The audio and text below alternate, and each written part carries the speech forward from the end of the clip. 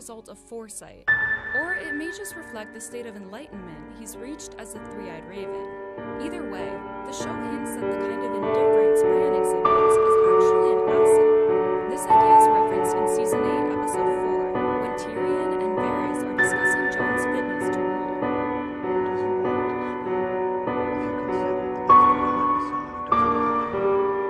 It's likely that Varys' observation made Tyrion think of his exchange with Bran earlier in that episode.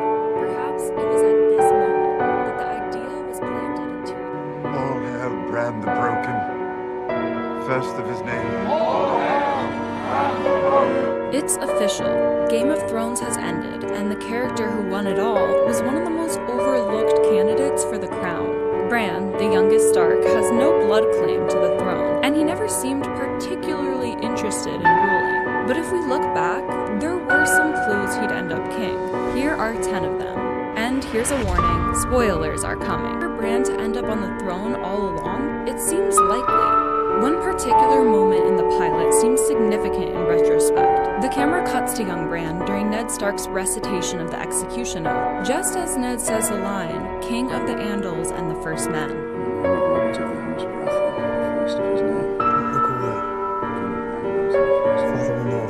It seems they left it deliberately unclear whether we should focus on Bran or Jon in that shot. That's a tactic the show often uses to subvert our expectations. For example, after Hardhome, it seemed that the Night King was after Jon, when in fact it was Bran that he really wanted.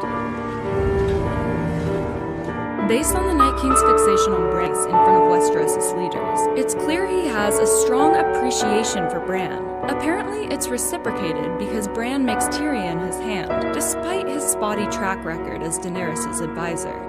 In the events leading up to this moment, it might have been easy to overlook the friendship between Bran and Tyrion, especially since they've only interacted a handful of times on screen. But their special bond actually dates back to the 4th episode of the series. Following Bran's injury, Tyrion traveled all the way to Winterfell, bringing designs for a customized Bran. Maybe we should have known that he was destined for the throne. As Bran explained before the Battle of Winterfell, the Night King's goal was to erase this world in its entirety. To do so, he had to erase Bran first.